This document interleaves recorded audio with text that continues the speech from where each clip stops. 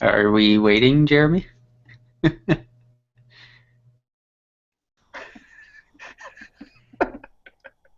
Someday. Someday we might have audio on one of these.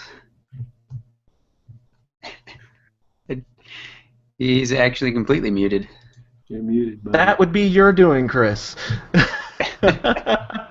Alrighty, folks. Sorry about the technical blunders here. One of these days we will get it right. Right now, that's not happening. It's not our fault. It's not. Truly. We blame Google. Always Yes. blame Google. They're becoming the new Microsoft on this one. So we're going on to week 7 of our, or at least episode 7, because we have had one missed week of our weekly hangouts dealing with. This week we're going to be talking about tools and whatever questions you guys happen to have. If you go out to themodzu.com, you can drop something in our chat box. You can, on the YouTube video, throw something at us. Go to our Facebook page, just look up the Modzu on Facebook, and you can throw something on the post, sorry about that deals with this particular episode.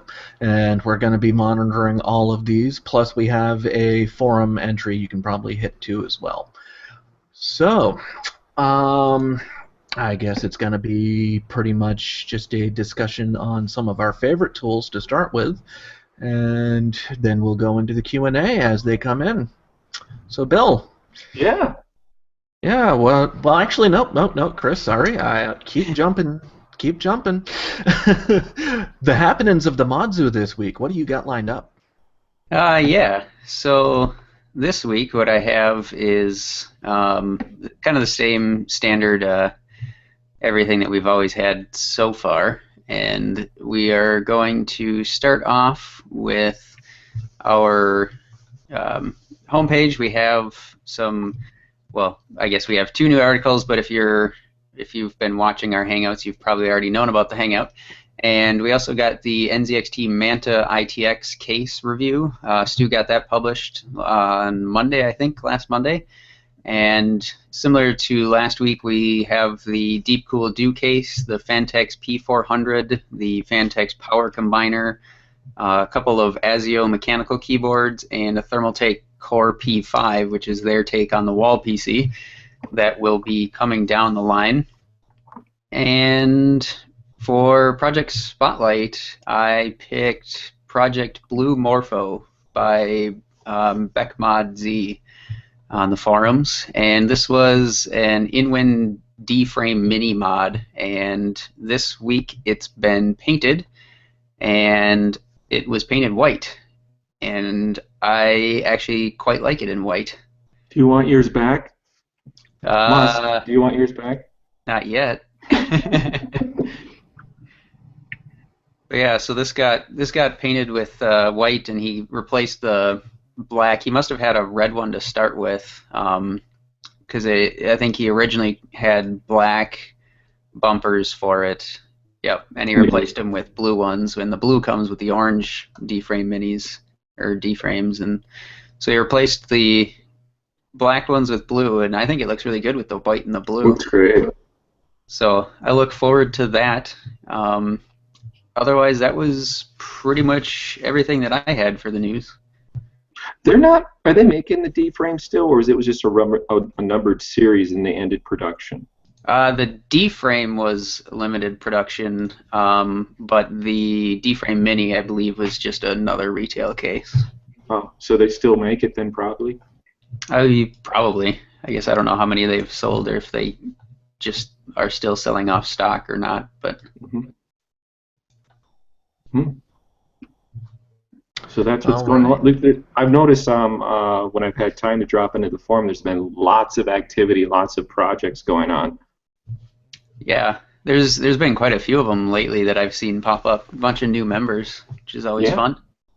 Yeah, and also, do you think I think I saw at least 2 people that were a result of our last hangout about starting a work log, which is great.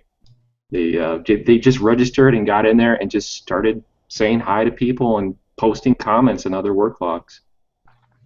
Yeah, and we also do have a kind of a hello welcome to the Mod Zoo thread where people have been posting introductions ever since we started the zoo. So if you're a new member, go ahead and introduce yourself there if you want. We're usually pretty welcoming. Yeah, we want to make an announcement again, just as a reminder. Last week we were starting on the first of what will be several of our series going into how to do a proper or a good-looking work log, and we just wanted to let you guys know that we are breaking that up a little bit. This week we were mistaken in thinking that it was Easter and we were going to take the week off, but we decided to come back in and do the tool Q&A. We're going to take next week off, and we will return, I believe, with starting with some photography tips and hints with the various means and methods that we use to get good-looking shots. So if you have any Yes. questions about that, by all means, drop them in any of the other locations that I told you about earlier. We'll find them, and we'll pull them out and throw them into our mailbag. Yes, we do love questions, and even while we're doing this hangout, feel free to post comments in the live chat box on the YouTube video channel or wherever you know we are on social media and the Facebook page and stuff like that. And we'll catch, if we don't get to it today, we'll get to it in a future hangout. Alrighty, so let's dive in. Bill, you're the one that threw up the through this. Wow, my brain just dropped the word completely. The topic. Thank you. Yes, we're not professionals, folks. We say it several times a week. Google So brain. tools. You got Google in your brain, Drew. Um, we're often asked, as modders that are out there, that people watch our projects, is what type of tools to get into. And this Hangout isn't really an overview of all tools for modding. It's our personal favorite tools for modding. It could be that one thing that's like just one specialized task. It could be just something as basic as a hand file. But yeah, we're just going to share our favorite tools, and you're welcome to post what yours are too in the comments as well, and we'll try and mention it. But you know, when people have watched my builds, I have got a great resource of different tools to use. However, I still like just the basic hand tools, basic stuff. And it seems that I'm always grabbing for this in particular, measuring square. I find myself probably every time in the shop working on a project measuring square. What I love about measuring squares is that you can record whatever that measurement is you need and just fasten it in place and leave it there, so if you have to come back to it, it's set. Or on the fly, you can set your measurement. Also, if you have to remove the ruler, you can do that. Now, as some of you know, we do make a ruler for modders. However, it doesn't have the option with the handle and the level on it. You know, I hardly ever use that level, but you never know. Maybe for GPU sake, you could confirm whether your GPU sake or not with that.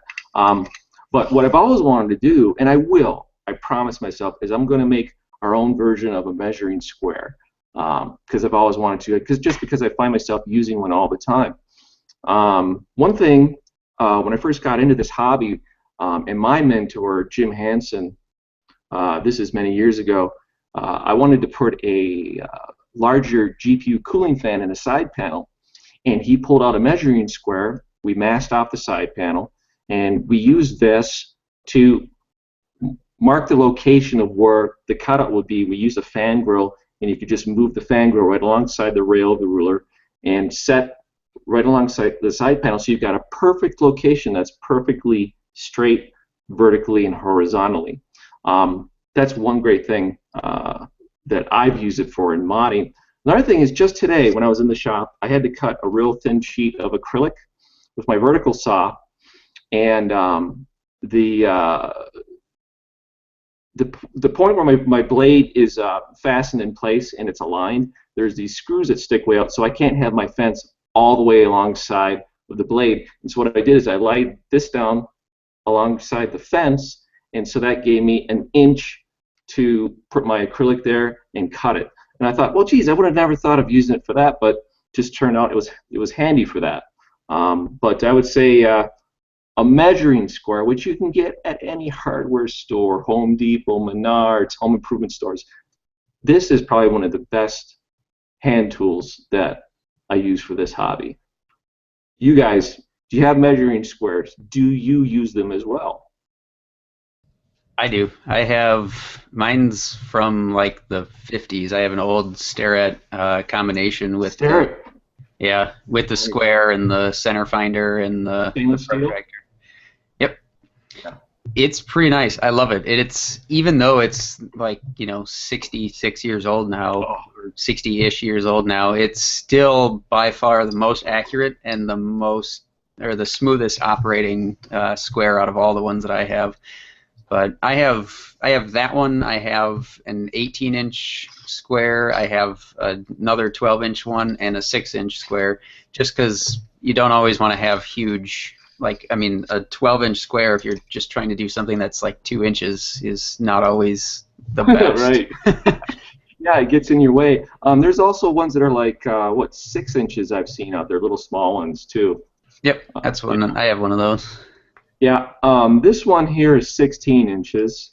I think 12 inches is ideal, especially for PCs, because typically top panel is maybe 7-8 inches wide, and a side panel is maybe around 22 to 24 inches for your average mid-tower case, which most people have. This is a Craftsman, and this is probably at least 10 years old. And I probably bought it for maybe, I don't know, $30, probably $30 at Sears, and it just keeps going. It's great. But I would love, like I said, I would love to make my own version and do something like a billet pistol grip on it. I don't know, just something fun like that. If you wanna, I was gonna say, if you want to go down the realm of dream tools, you should start looking up Bridge City Toolworks. Bridge City Toolworks. Hey, bring them up on screen. Go to their site. Show us, Moss. Enlighten us. Bridge City Toolworks. Just make sure you leave the budget at home. Oh. I'm just going to say that and get that out of the way. But are these made in the U.S.? I believe so. Oh, good grief. Okay. Well. No, I like it. I'm just like, there's trouble for me seeing this stuff. I shouldn't be seeing it. It's like crack. Tool crack, modding tool crack. All right, so what we have is the Bridge City Tools, and they have a lot of really kind of cool different things. They're mostly woodworking tools. Mm-hmm. Let's see if we can find some. So like they have like drilling jigs and all kinds of different things for marking. Go to rulers, Moss. Let's see what they have for a measuring square. How about squares? There. See, these are what I had in mind. Oh, okay. Well, all right. I can justify that price. It's got a little bit of an Art Deco to it, Yeah. I like where the level is.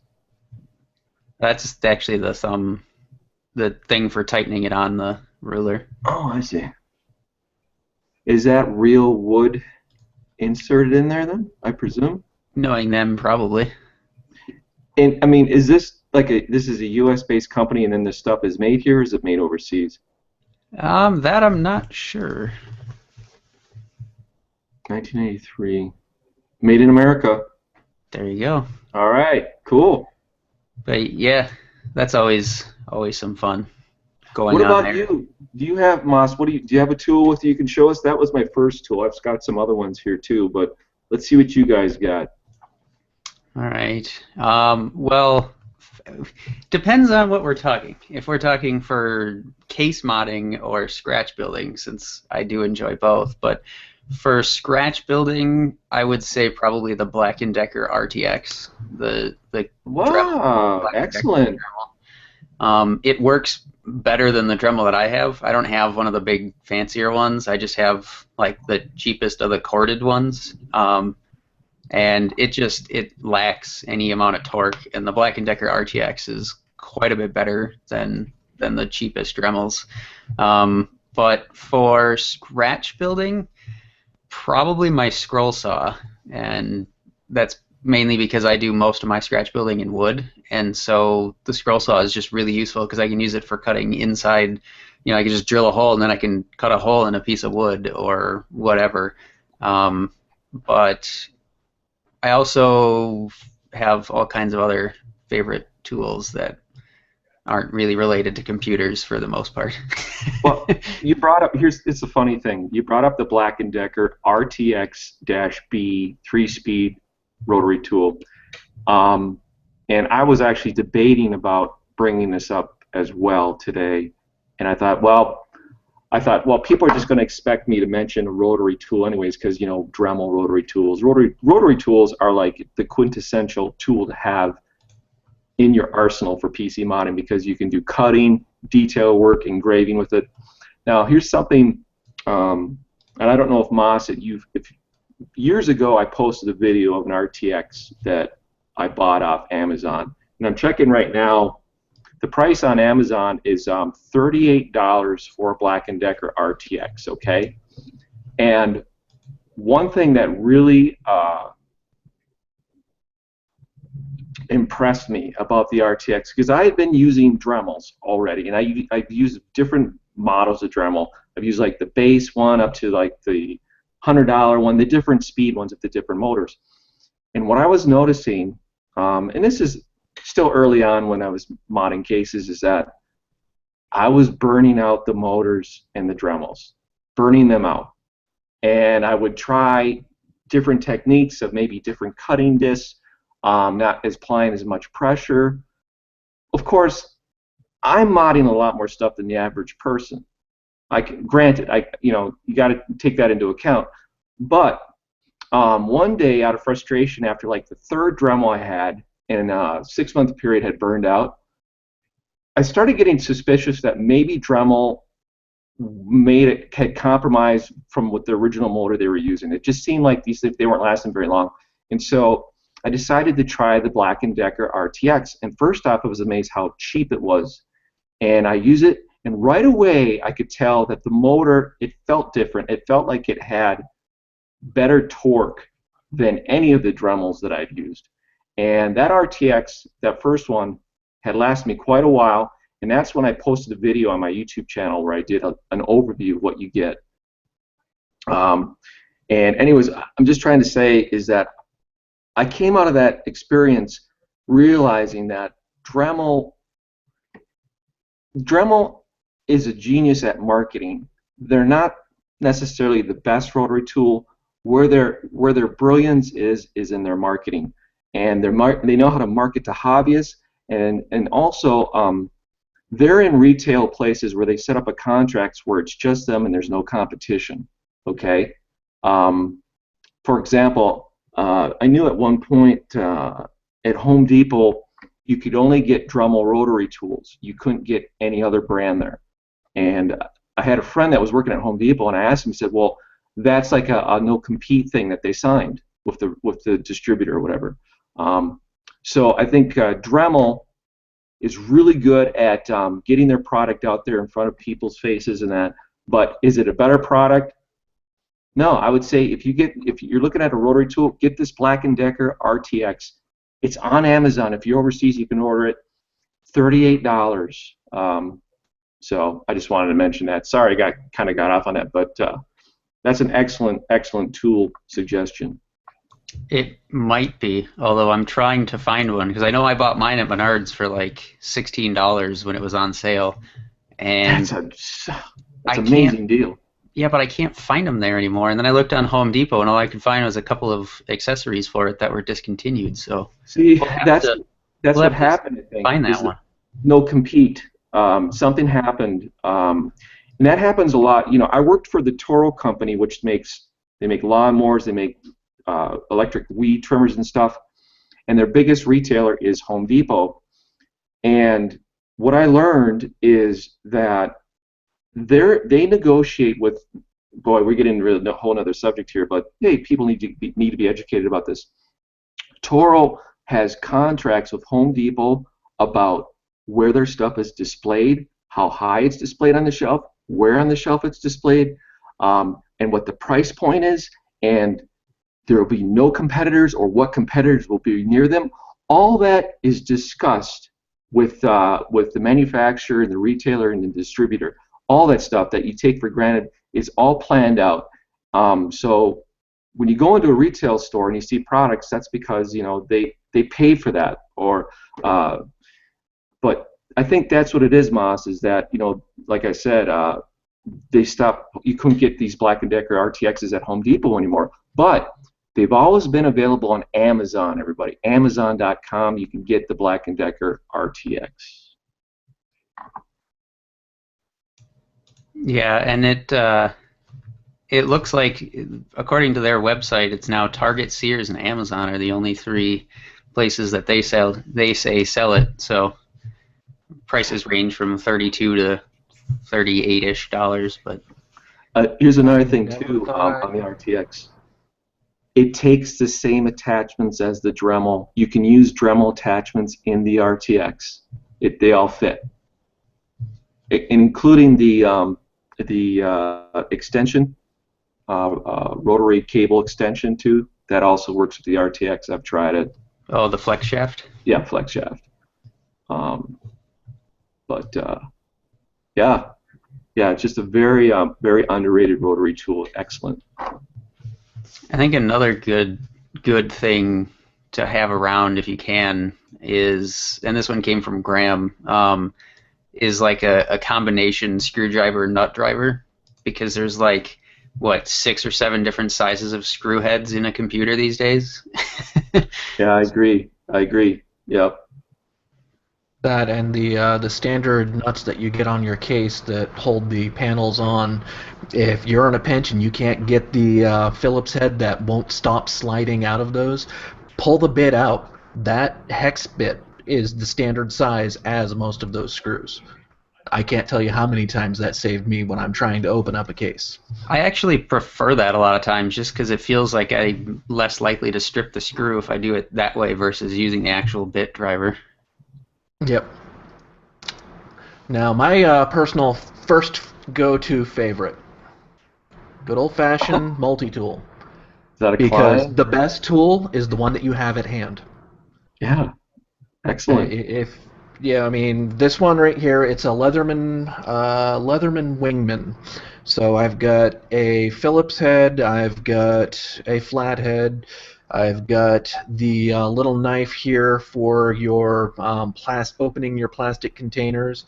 Got a little file that has a ruler on it, and everyone's favorite beer opener. And then on the other side, got a wicked sharp knife and a decent set of scissors here. That Drew, hold it up to your camera so we can see it. We got here. Let me fan it back out then. But we got a knife here. That's a nice little. And how much was this? Like $50? I don't know, 30 actually. Wasn't that bad. And you can get Leatherman at most home improvement stores, hardware stores, outdoor stores, Target. And with Leatherman, the big thing with Leatherman too is some of their other lines, they sell attachment kits. So networking, you can have you can get crimpers for your Leatherman now, and things like that. And so they are pretty much just keep on evolving their tools. And the other thing that I like to keep in my toolkit is the green Scotch tape. Man, you can't have enough of that lying around. Well, this is the real deal, my friend. 233 plus or go home. Because any standard painter's tape, I've always had problems with stuff getting up under the sides. Yeah, painter's tape. I stay away from the blue, because the blue tape is really made for like interior painting to mask off your trim and stuff like that. 233 plus Scotch 3M tape.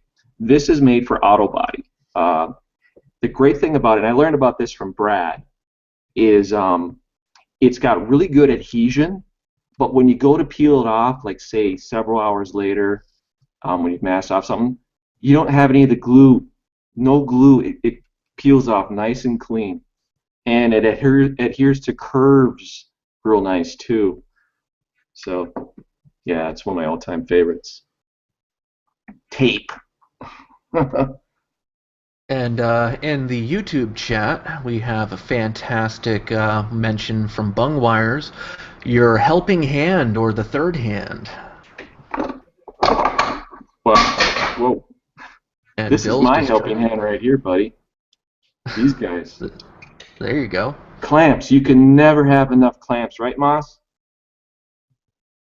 That is right. The answer to the question, how many clamps is enough clamps, is always one more than you have. Every time. Never have enough clamps. Oh, and all sizes. Clamp Well, yeah, porn. that I think falls there's in- actually a site, clampporn.com.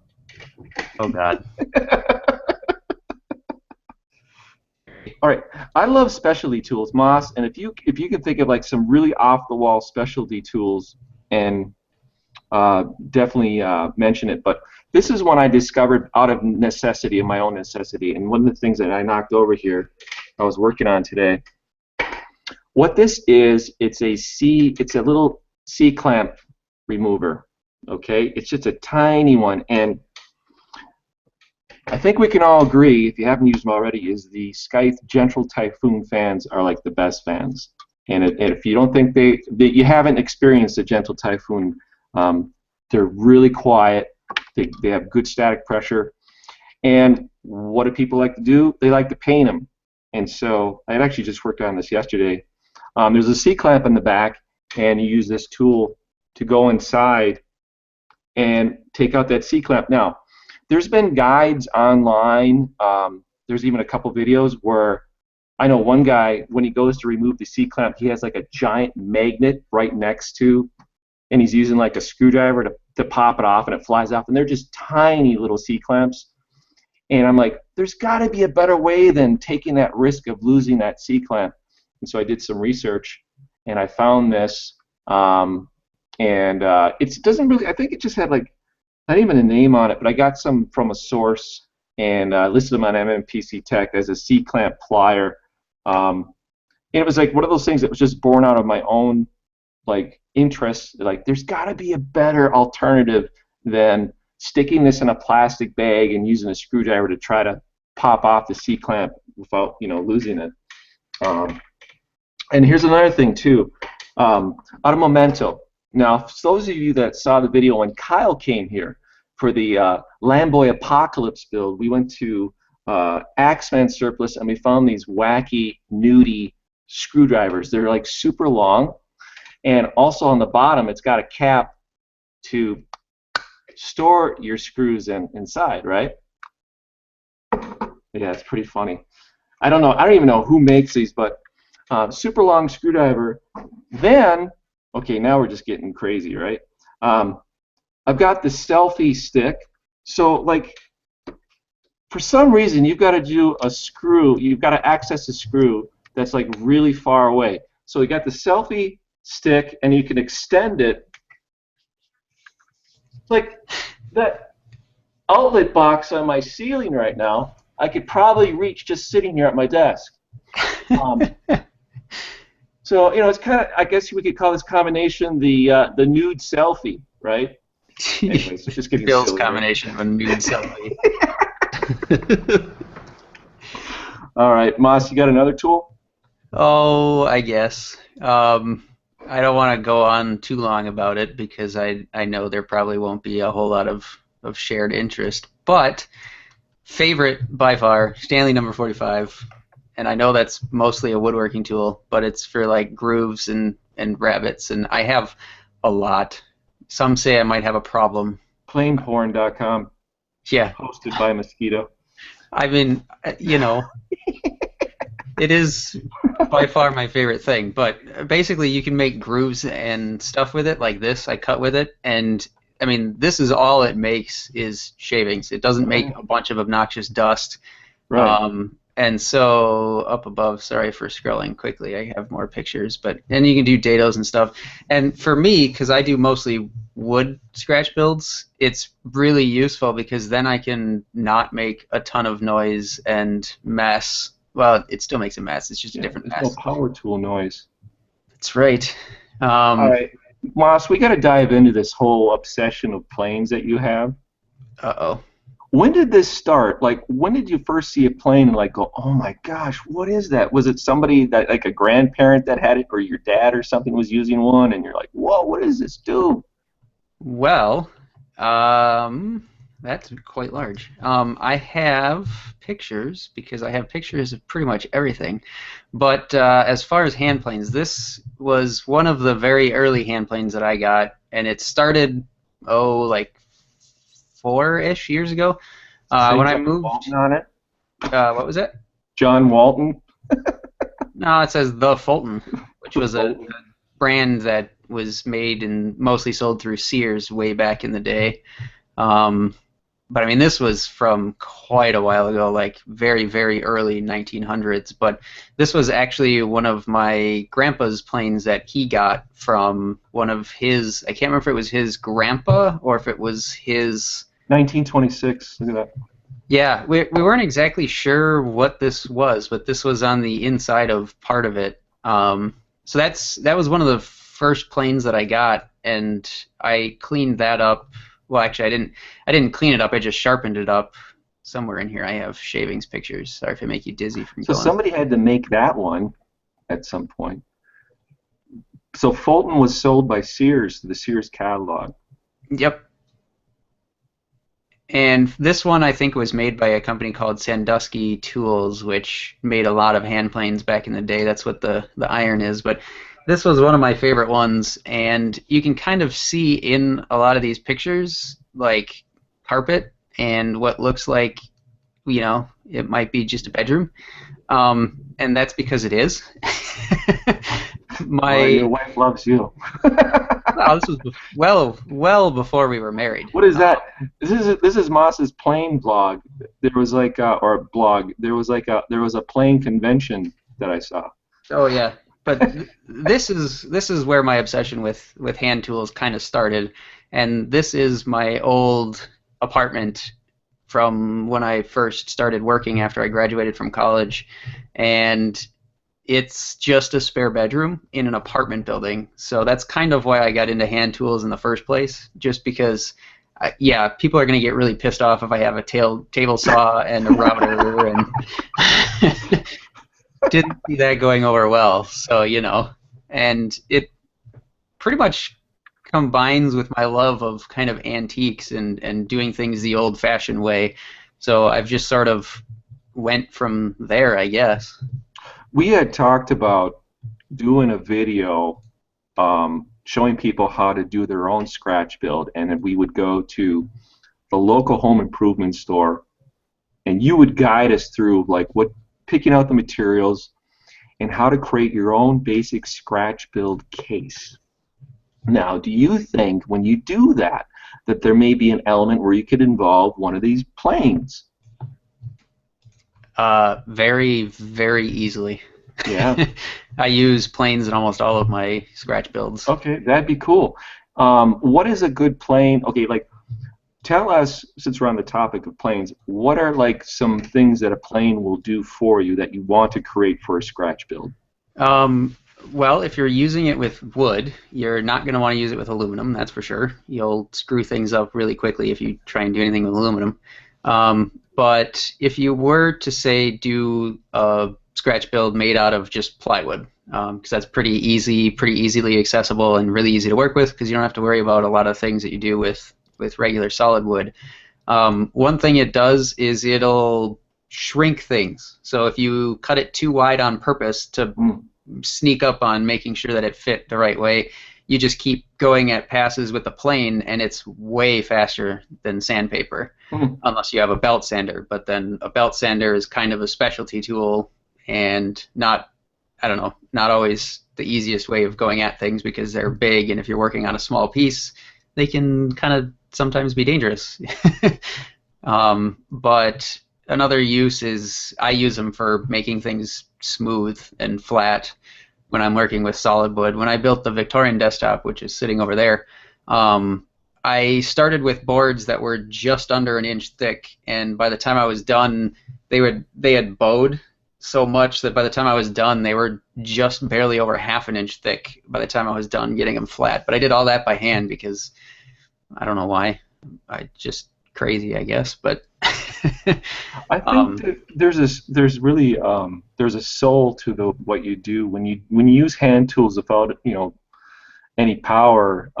You're really putting yourself into that build, truly your own sweat and labor into it, and there's that's to be admired. I don't think enough people do that, especially in this hobby. I don't really know of anybody that's doing using the same type of woodworking skills that you are. Do you know of anybody? That does all hand tools. I'm not sure. Slippery Skip might. Yeah, he would be close. Yeah. Yeah, I know he does a lot of with those little gents saws is what they are. They're like little razor saws. So I'm guessing he probably does. Although, who knows? He could just be taking pictures. I've done that before. Not gonna lie. You take pictures with hand tools and then you have like 50 of them to cut. So you're just like, forget it. Just get the scroll saw. But I think I don't remember I don't know how much it was hand tool wise, but Voigts, Voigts. Oh yeah, he built that looked like an old Victorian radio or something. Yeah. Yeah, that's right. Yep, Yeah. I think he had a couple of them. And there's been a number of like desk builds that I've seen too, where people have pretty decent woodworking shops set up and they go at it that way. We could probably pull that up. Voigt's, was it Victorian? Did he call it Voigt's Victorian something, or it's like Voigt's desktop wood crafted or something like that? That was like 2 or 3 years ago. Incandescence was one of them. We do have a question. Well, Graham, one of the staff members, asked, "What about Harbor Freight? What do you guys think about getting tools from Harbor Freight?" Actually, that's a good topic that I'd like to probably expand out from just Harbor Freight, but just budget tools in general, like the cheap ones. And it depends. If it's something that you're planning on, like, oh, I want to buy this and I think I'm going to use it for like 10, 15 years before like a jigsaw. You can use a jigsaw for modding. You can also use it for a whole lot of other things.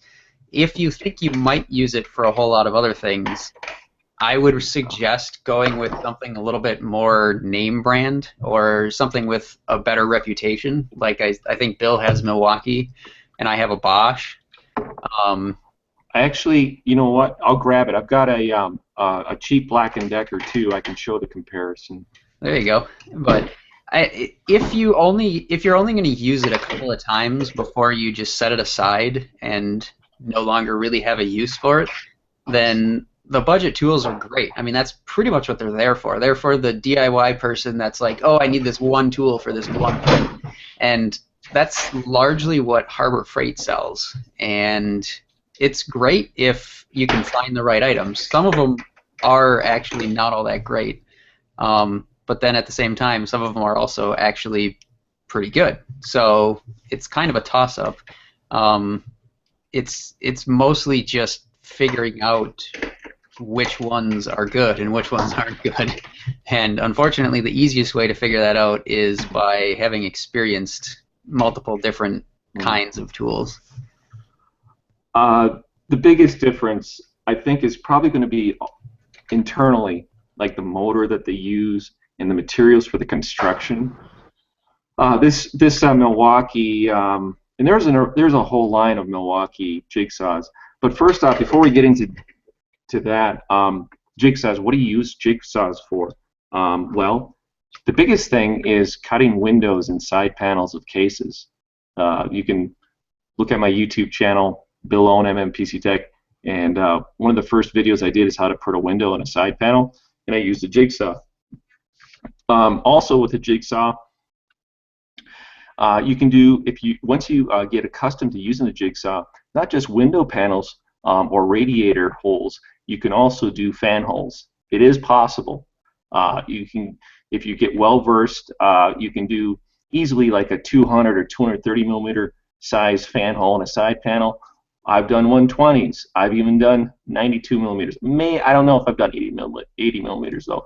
But the key is in the blade that you use in a jigsaw. You want to use a bimetal cutting blade that's both for wood and metal, and you want to use the teeth. You want to have a minimum of 18 TPI, that's teeth per square inch or higher, and that's for cutting metal. You want to definitely do that. What's nice about this particular, I don't remember what model this one was, but it's got a laser sight, not a sight, but a laser guide on it. Yeah, and it sounds like, oh, cool. And actually, it is very nice to use because when you mark a line on something that you're following, it makes it much easier to follow that line versus having to visually find the line right before the blade. So I think most jigsaws now will have a laser built into them just because it's become such more standardized thing. But I think this jigsaw is probably close to $200. Where Black & Decker, cheap stuff, but it's not like dirt cheap. It's like, oh, mid-range consumer grade. Yeah, I would probably put that one at like the high end of entry level. Yeah, and I think I got this. It was at Home Depot. Doesn't have a laser on it.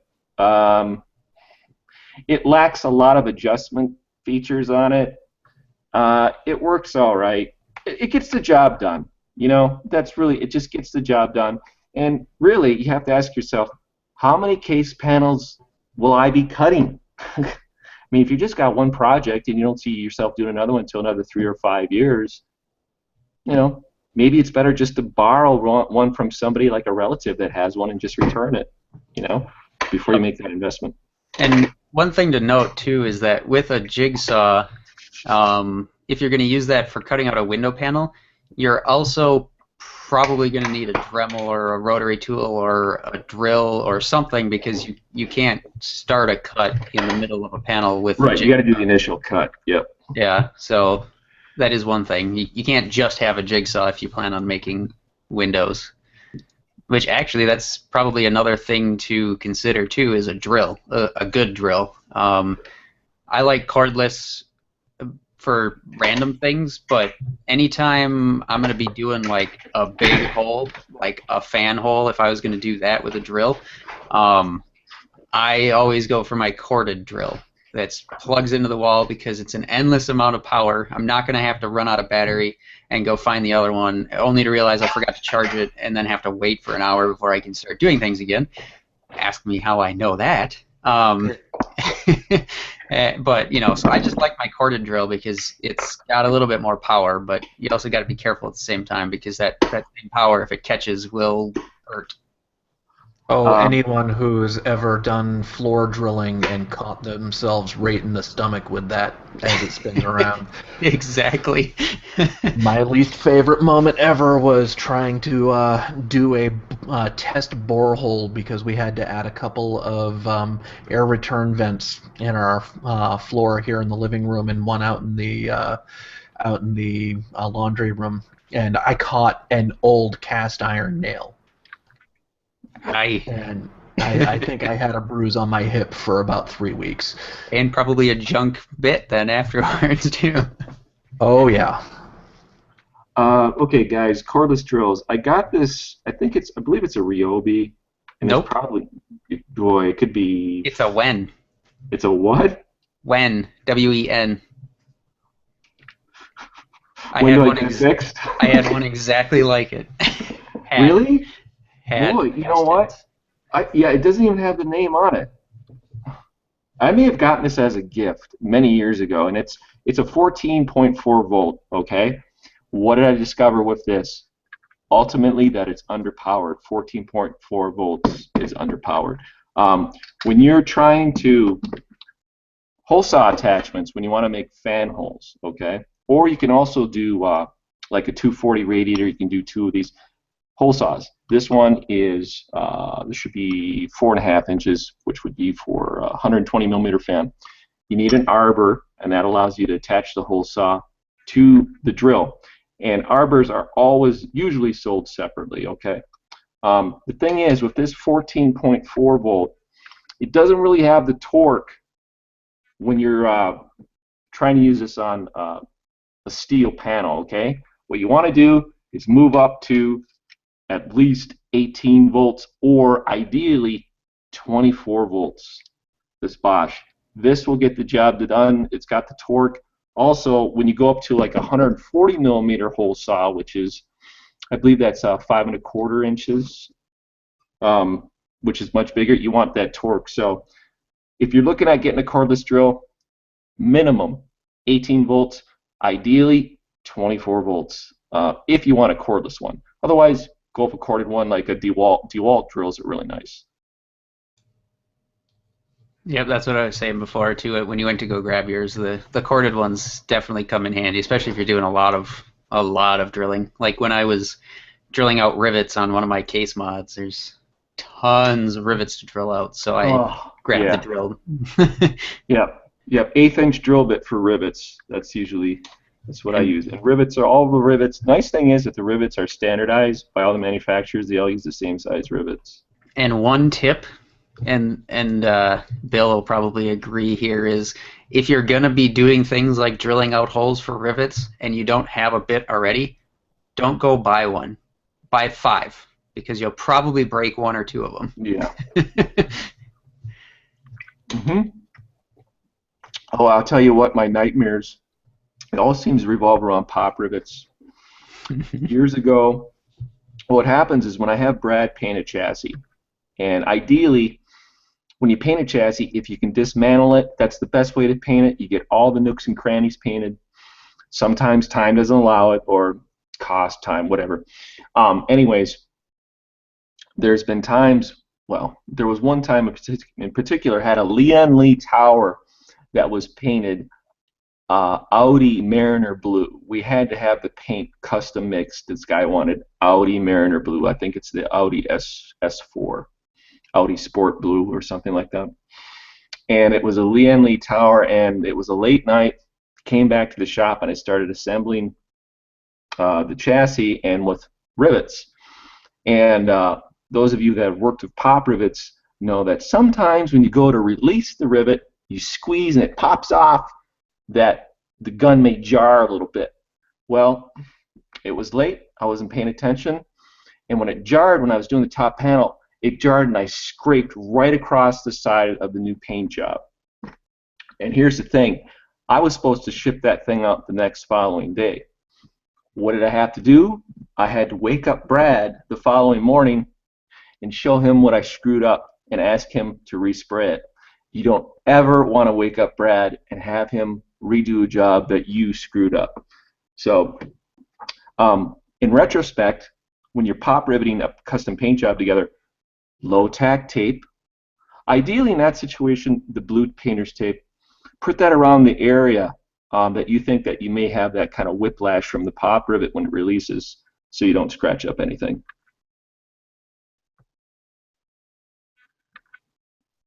Definitely not fun to just have something in the, just get finished and then. Yeah, it's the worst. It's the worst. And even more, it's if you have to, like, if you schedule like a pickup for, like, from FedEx of a build the next day, and you're staring down at just a handful of hours to fix a problem, and it's got to go that day because it's got to be somewhere, like it's got to go to Computex, it's got to whatever. That's the worst feeling. But also, that's also why people go to a professional, because if that situation happens, they don't want to know about it. They just want to know that you took care of it, and you've got to have a solution, and you got to do whatever. It makes it exciting. But also, yeah, it can be very stressful getting down to the final hour when something's got to go out. Yeah. So how about this one, Bill? Well, this was a question from the YouTube chat, and I'm not sure if will be the best resource to answer that question, but it was what to look for in a cheap spray gun and compressor.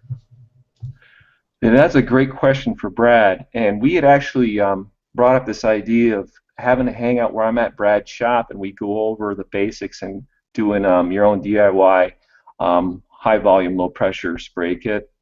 Um, Here's the thing. You could go to Sears, you can get a compressor, you can get a gun, or you can go to even a home improvement store.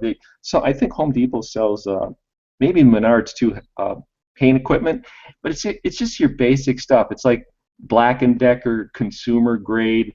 It really depends, again, is it just one project where the investment, you don't want to make that big of an investment, or do you think you're going to be doing it more, or maybe you're going to do like a bicycle, a motorcycle, or something down the road. I can't really direct him to a specific product for that, but come on the forum, start a thread on the forum, and we'll try to ask Brad, for his input on it. But I do know that you can go to Sears and Home Depot places. They have compressors and equipment. Sometimes it's just best to just ask somebody there, this is what I plan to do.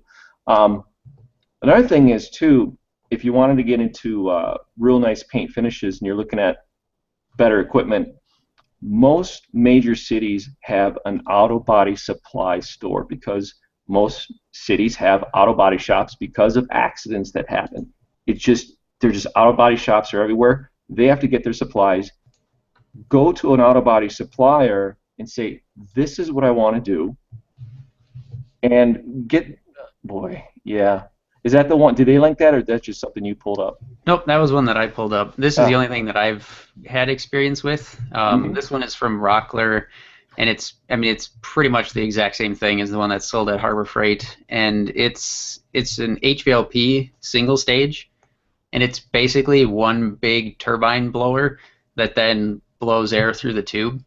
And it's not quite as good as, say, a dedicated compressor with regulators and all that kind of stuff, but it does work, and I've had pretty good success with it. But I've also used it for wood finishes, which could be a little bit thinner than paint, so it's the kind of thing that you might have to thin your paint a little bit more, but that is one option. And I know that there's a lot of again, most of my experience comes from woodworking, but a lot of woodworkers that use setups like that too.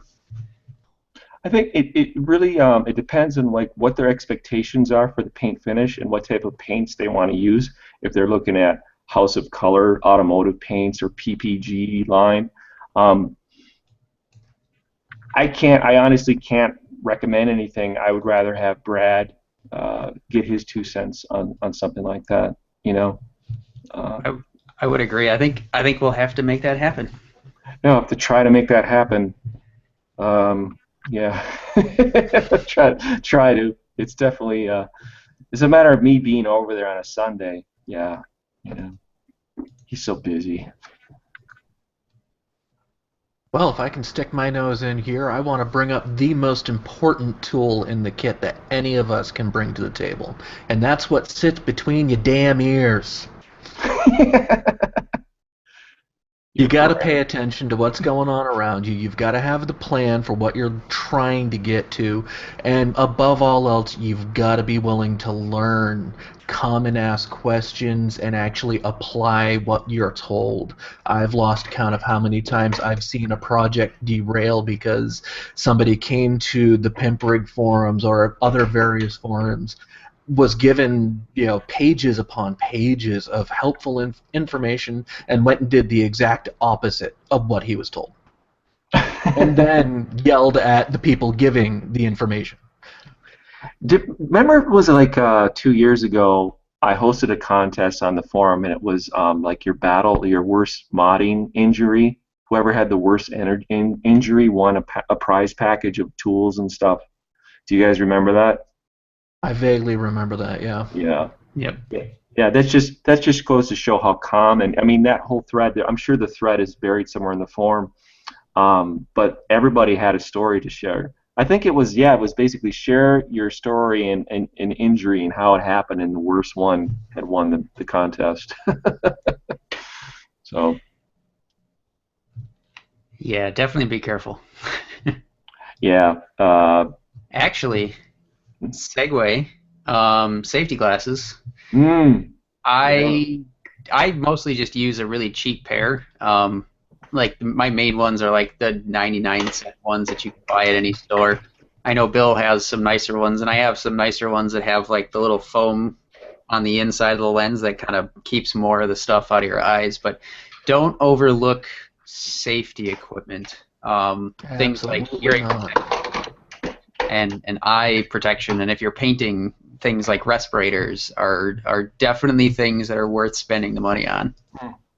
I have an array of safety glasses here because I'm always wearing safety glasses.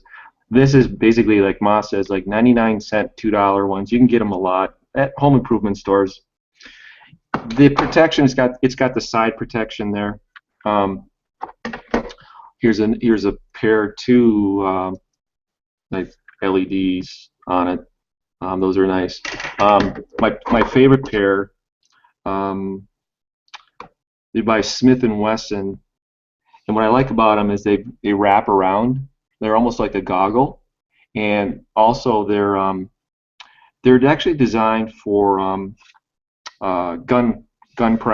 practicing shooting your gun. I can't remember what the material is that they use, but it's approved, safety approved by OSHA and that. These are nice, but there's a whole array out there. But yeah, do not hesitate to invest in some good safety glasses. And if it costs a little bit more, but it's more comfortable, do it. Yeah, Because you're more likely to wear it if it's not obnoxious. exactly.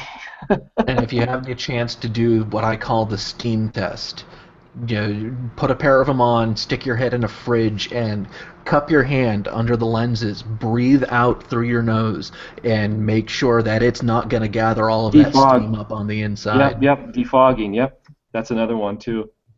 Yep. And safety gloves, man, workers' gloves. I cannot stress how many times recently, anyway, I got a pair off a Bill from his store, and just working with anything with filing, any little shards of metal, wood splinters. I've saved myself so much pain, wear, and tear with just a simple pair of. They're very similar to mechanics gloves. I want to And mention this too. And along with gloves is just the plastic, like surgical type gloves. You can get like a box that has like 50 of them in it, and you can use that whenever you're sanding, scotch brighting things, cleaning up stuff. And what I noticed Brad started doing when he paints small parts, he's got these disposable gloves that he puts on so he can actually hold the bottom of the part as he paints it, because he hangs all of his parts on a line, and he'll just put on the glove and then just take it off when he's done. So that way, Moss knows that Brad's hands typically have a lot of paint on them. You usually can't see Brad's hands. I think he finally figured out he could put gloves on while he does that stuff. Do we have any other questions? There's a question about whether or not we think we might be able to do a tutorial on bending chrome tubes. Chrome tubes. I don't know about solid chrome, but probably stainless or Chrome-plated copper. tubing? Yeah. Oof. Alpha Cool had their HT tubing. That was nickel-plated brass tubing, actually. Mhm. And those I probably wouldn't bend. I would probably try and find something else like polishing stainless, because the nickel-plated that the Alpha Cool sells is so thick that I bent the handles on my cheap tubing bender trying to bend it. I did. I mean, I got it to bend, but oh man, that was such a pain. I remember that. It just seemed like they were kind of overkill for what they did. Like almost like they repurposed pipe from some other application. Like, you know what I mean? Yeah, It seemed unnecessarily, the gauge of it was too thick. As I recall them being really heavy. they were quite heavy. So I Yeah. would probably try thinner, but I mean, if you can find thinner, I know for stainless I used like 0.038 or 0.35, something like that. I've actually got it over there, man. But yeah, we could probably do some more messing around with some of that and see what we can come up with. Maybe one of us will have to get over to Bill's shop and shoot some video while he's working on stuff. And Envious Mods just brought up a really good point. Safety equipment is much cheaper than a medical bill. Moss, see, the thing is, Moss has more experience with bending pipe tubing than I do, and I'm delving into that. With his recommendation, I went to Online Metals, and I bought the tubing, the stainless steel tubing, 304 grade stainless. You know what, Moss? I haven't even opened this yet. Sweet, we get an unboxing too. Oh, here we go. Ooh, looks good already.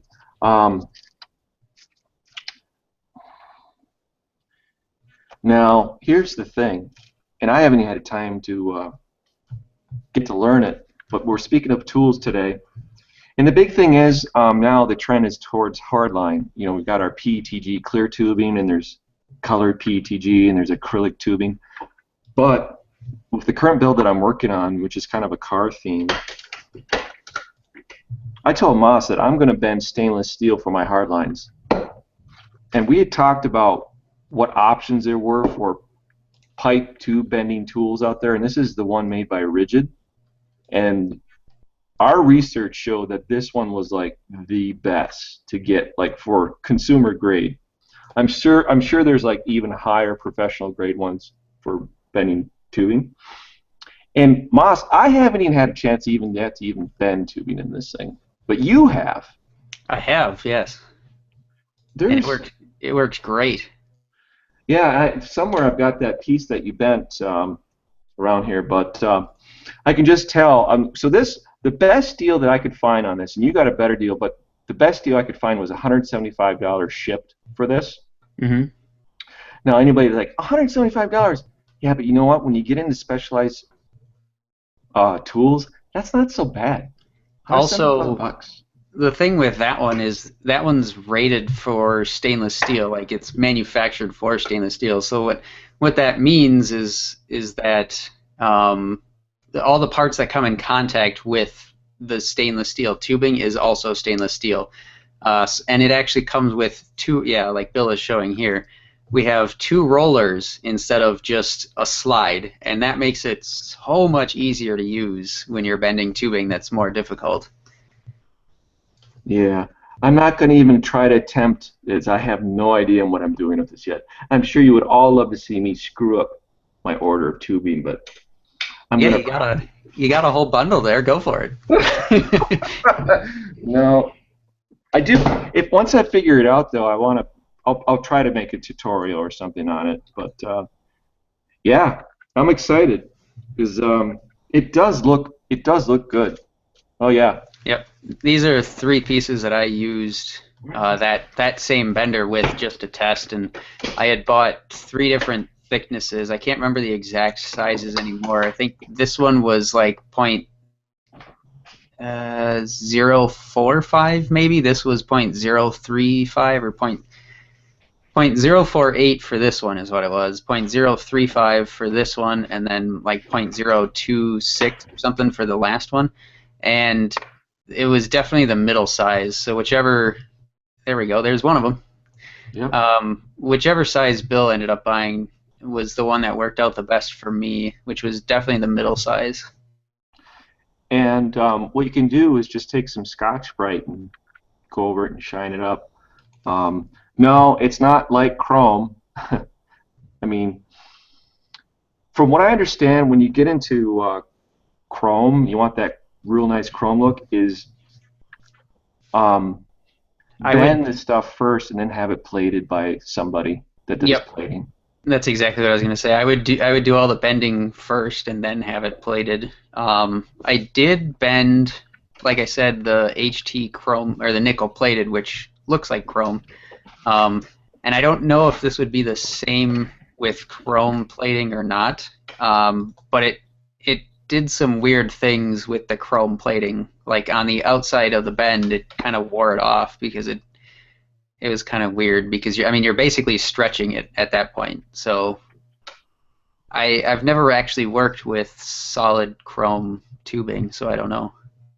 I don't if like from like the custom car realm, anybody that's wants to have chrome lines, they're going to bend it first before they get it plated, just because I don't think there's a safe way to bend something without that's plated without you know scratching or ruining it. I mean, yeah, you can wrap it in like a soft rag or something, but I don't know.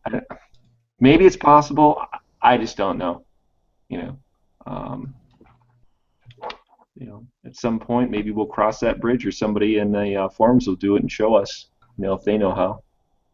I've seen far too many examples of substandard chrome plating in my life anyway to ever dare to manipulate anything that's been chromed without worries that it's going to bubble, peel, just start Crack. flaking off, Yeah. crack. Yeah, it's because I've seen I don't know how many garages in my area because I grew up in the sticks where they were claiming they were doing high quality work and it basically ends up peeling off like bad latex paint later on down the line, and all they were doing was rattle can chrome, quote unquote, instead of sending it off to somebody with an electrolysis bath. Yeah. And uh, I was gonna. You just reminded me that in 2006, when I did the AMD Phenom build, we had the panels chrome plated by a local chrome plater here, and it wasn't as expensive as you would think it is. But yeah, we watched the process, and so there's very good chance that if you're looking under metal finishing in the local phone listing, yes, local phone listings still do exist, people. You should be able to find some choices under metal finishing for chrome plating, and those places may also do copper or brass too. I know that here in Minneapolis, there's at least 4 different outfits here that offer chrome plating. So, um, they cater mostly to, again, custom bike builders and car builders. You know. yes, indeed. Well, it looks like we're coming up against time here, so once again, our plan for next week is to take next week off and allow those of you who celebrate Easter to take that time with your family. Don't bother with us. But I know some of you call us family long distance, or they yell at us like we're family, whatever. Um, but what we're going to do is we're going to take that time and we're going to prepare some notes that we've gotten for our photography tips and tricks, what kinds of tools we use for that, dirty tricks, and all of that good fun stuff. If you have any specific questions you want to have answered, like what lenses we recommend, brands, what any of the fiddly little numbers like your f-stop or any of that, if we have any answers for that, throw those questions at us. We want to know what you want to know. Lighting is another one that is a very popular topic when it comes to setting up to do your first photography for a case mod. Anything else you can think of, send it over to themodzu.com, join the forums and start a thread there, or you can come to our Facebook page and you can drop a note there. Twitter, Twitter is, we can filter for that and pull out anything for the last week, and everything is at themodzu. And we also have our Google Plus, the Mod Zoo. And you just drop these notes all over the place, and we'll find it one way or the other, and we'll have those thrown together for the next work log Q&A. You guys have anything else you want to throw in for closing? Nope, I think I'm good. Good, man. I think we covered a lot in the time that we had. I've got a desk full of miscellaneous tools I got to put away now. Well, thank you for spending another hour plus with us, and we'll see you again in 2 weeks. See you guys and gals. Yep. Thanks for watching. Catch you later.